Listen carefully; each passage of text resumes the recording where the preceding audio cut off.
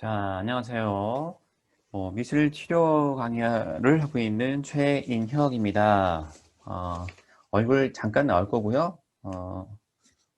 얼굴 뺄 거니까 너무 걱정하지 마시고요. 자, 그래서 요번에 주제는 미술 치료에서의 어떤 상징이에요, 상징. 그래서 상징 1, 상징 2 이렇게 해서 다루겠고요. 그래서 제목은 미술 치료 활동 속에 숨어 있는 해석 이렇게 좀 해봤어요. 그래서 상징에 대한 이야기를 갖다가 좀 할 건데요. 1은 그 미술 활동 내에서 해석될 수 있는 뭐 그림에 있어서의 어떤 상징이고요. 또 상징 2는 미술 활동 말고 예를 들면 뭐 내담자의 어떤 제스처라든지 아니면 어떤 목소리라든지 이런 걸 통해서도 뭔가의 어떤 메시지를 갖다 보내고 있거든요. 그 두 가지로 좀 양분해서 좀 보도록 하겠습니다. 자, 그럼 시작을 해보도록 하겠습니다. 자, 광고 아니 또 광고 나오네요. 거진대학교 문화예술치료학과, 그 다음에 또 제가 상담실을 운영하고 있는 인지상담센터 나다, 대전에 있습니다. 대전 탐방동. 자, 보겠습니다. 그 미술치료에 관련해서 제가 쭉 시리즈도 이렇게 강의를 갖다 좀 하고 있는데요.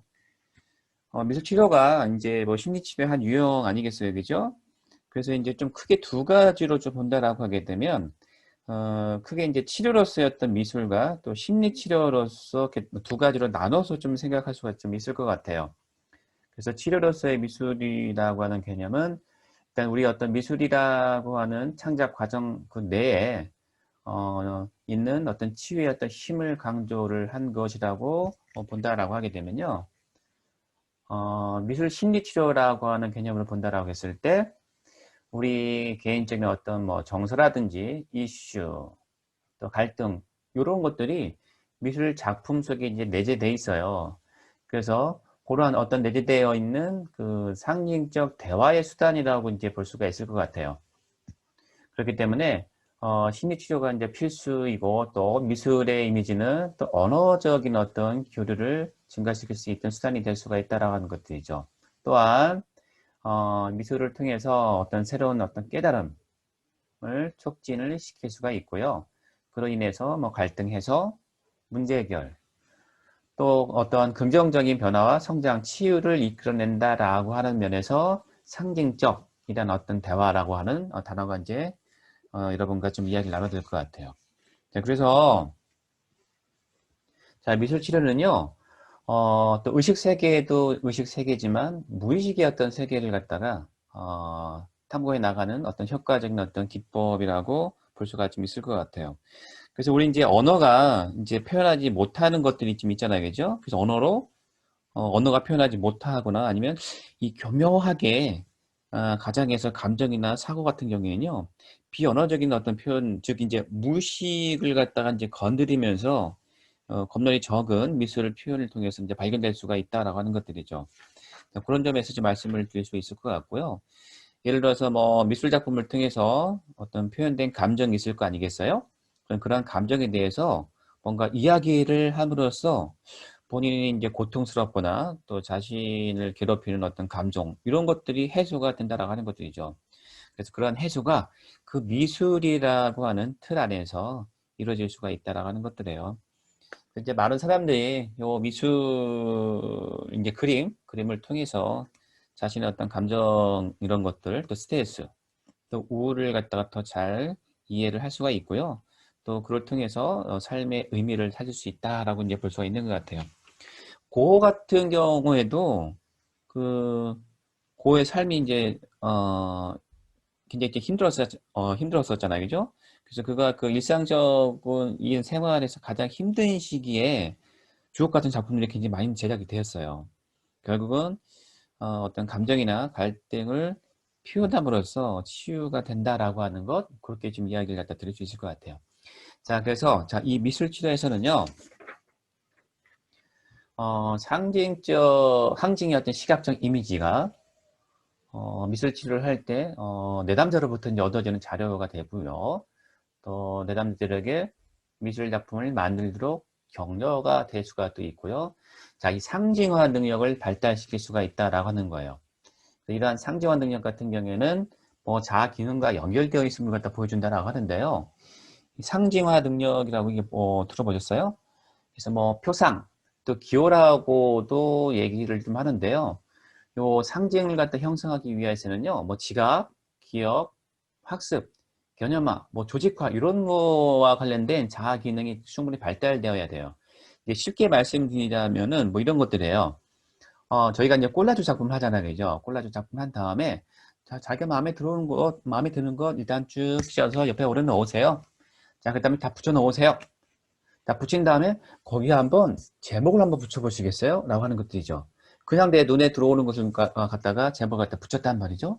그런데 이게 아이들, 유아나 아이들은 굉장히 힘들어요. 왜 그러냐면 전체를 조망해가지고 뭔가 의미를 부여하는 거잖아요. 그죠? 상징이라고 하는 것들이. 자, 그런데 아이들은 하나하나 붙인 거에 대해서 제목을 갖다 붙이긴 하지만 전체를 조망하는 그런 제목은 붙이기가 어려워. 왜 그러냐면요. 지금 말씀드린 뭐 지각이라든지 기억, 조직화 이런 것들이 발달되어 있어야지 이 상징이라고 하는 것들이 좀 가능해요. 근데 이 미술치료는 이런 상징화 능력을 갖다 자극을 해요. 그래서 자극도 하고 강화하는데 어떤 뭐 적절한 방법이 있지 않느냐 뭐 이렇게 생각을 해보네요. 결국은 이제 상징이라고 하는 것들이 이게 무언가를 갖다가 뭐 대신한다라고 하는 것들 그런 것들. 예를 들면 뭐 삼성이라든지 현대라든지 LG 이런 것들 로고 이런 거 말고요. 그래서 이게 무언가가 대신하고 경험되는 것을 갖다가 상징이 아니에요. 경험되는 것은 상징이 아니고 그 상징이라고 하는 것들은 무언가를 대신하는 것이 아니라 무엇을 나타내는 것이라고 이제 좀 해석을 좀 할 수가 있을 것 같은데요. 계속 보도록 하겠습니다. 자, 우리가 나의 어떤 기억, 또 갈등, 문제점 이런 것들, 희망 이런 것들이 우리가 모르게 우리가 그린 그림에 이제 표현이 돼요.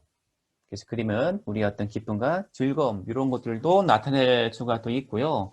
또 고통스러운 것들, 뭐 두려움 이런 것들도 전하는 어떤 상징적 메시지가 될 수가 있다라고 하는 것들이죠. 그래서 미술 치료가 어떻게 보면 이런 상징적인 메시지를 풀어가는 어떤 여행이라고 좀 볼 수가 있을 것 같아요. 그 다음에 볼까요? 그래서 상징이라고 하는 것들은 무엇을 대신하는 것이 아니라 무엇을 나타내는 것이요. 좀 전에 말씀드린 것이요. 자, 외부에 자극 없이 유발될 수 있는 표상적 대상으로 말할 수 있고요. 예를 들면, 자, 처음에는 힘을 나타내는 에너지의 역할로 오토바이가 이제 자주 등장했는데, 나중에는 에너지를 주는 힘의 대상, 상징물이 오토바이가 될 수가 있다라고 하는 것들이죠. 그렇게 좀 볼 수가 있을 것 같아요. 자, 상징의 어떤 효능이라고 좀 얘기를 하고 있는 것 같은데요. 자신의 형태, 즉 여러 가지 뭐 어려움의 어떤 상황 등 이런 것들이 포함될 수 있을 것 같은데요. 자신의 어떤 형태를 갖다가 벗어나려는 모든 인간의 욕구의 구체적인 반영은 아닌가 좀 이렇게 좀 볼 수가 있을 것 같아요.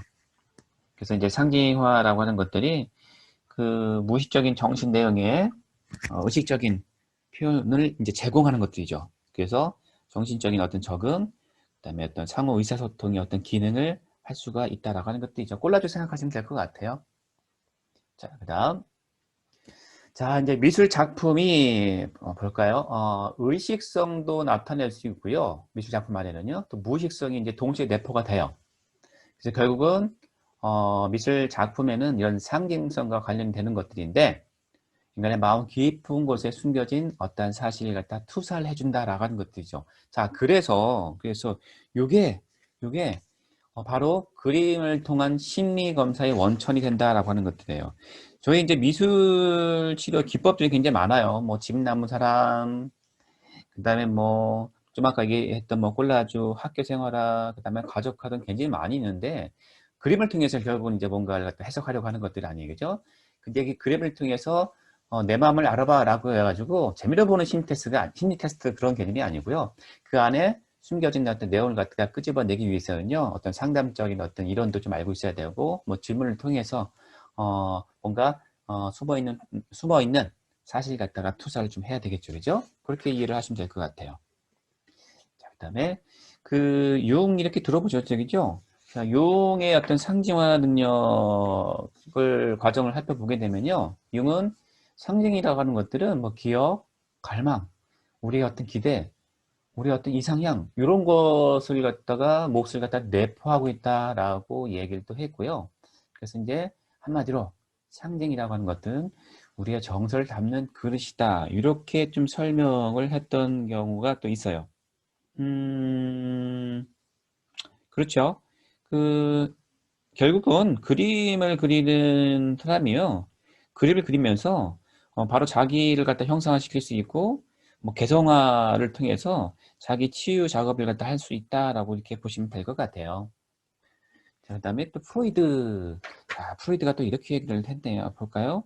자, 상징은 심리적인 어떤 실체라든지 무의식적인 어떤 정신적인 어떤 표상을 갖다가 의식적으로 끌어내는 것이다. 이렇게 끌어낸 거다라고 얘기하고요. 그래서 무의식적인 어떤 정신의 표상을 갖다가 무의식적인 상징이라고 부르는데요. 이러한 상징이 결국은 어떤 의식적으로 표현한 것들, 무의식적인 내용을 갖다가 의식적으로 표현하는 것이기 때문에 우리 어떤 인간의 어떤 적응, 그다음에 의사소통을 갖다가 도울 수가 있다라고 보는 거예요. 자, 근데 이 상징의 의미가요, 굉장히 더 다층적이고 좀 심층적이에요. 그렇게 두 개 막 다층적이고 심층적 좀 얽혀있기 때문에, 글쎄요, 이게 어떤 공식화나 어떤 개념화의 범주를 갖다가 끊임없이 이제 벗어나려고 또 하는 것들이 좀 있죠. 그런데 이제 미술활동 같은 경우에는, 이런 어떤 가치가, 이 미술활동의 이러한 가치는요, 무의식과 표출되지 않은 사고와 감정을 갖다가 표현하는 길을 열어준다라고 하는 것들이죠. 그러한 점에서 큰 도움이 될 수가 있다라고 볼 수가 있을 것 같아요. 자, 그래서 어이구, 이 미술 치료는요, 잊혀진 어떤 기억, 결국 이제 무의식이라고 얘기를 하죠. 그 잊혀진 기억에 의해서 형성된 어떤 증상들과 관계가 되어가지고요, 어떤 숨겨진 어떤 기억들을 갖다가 찾아서 그 의식상에 떠오르게 하는 것들이죠. 그렇게 해가지고요, 자기 자신의 마음을 갖다가 정확히 읽고 또 마음이 진정되게 하는 어떤 그러한 뭐랄까 작용, 그러한 역할을 할 수가 있다라고 하는 것들이죠. 그래서 스스로 자신의 마음의 어떤 마음을 갖다가 좀 찾아볼 수 있다라고 할까요? 마음을 알고 또 문제가 있으면 그런 어떤 문제를 갖다 좀 느끼고요, 또 해결해 나가는 어떤 방법을 찾아갈 수 있는 힘을 갖다 주는 것입니다. 자, 이렇게 살펴볼 수가 있을 것 같습니다. 자, 그래서 이 상징, 미술 치료에 있어서의 상징은요, 상징 1은 여기서 마무리를 하도록 하겠습니다. 자, 상징 2에서 더 만나 뵙도록 하겠습니다. 자, 감사합니다.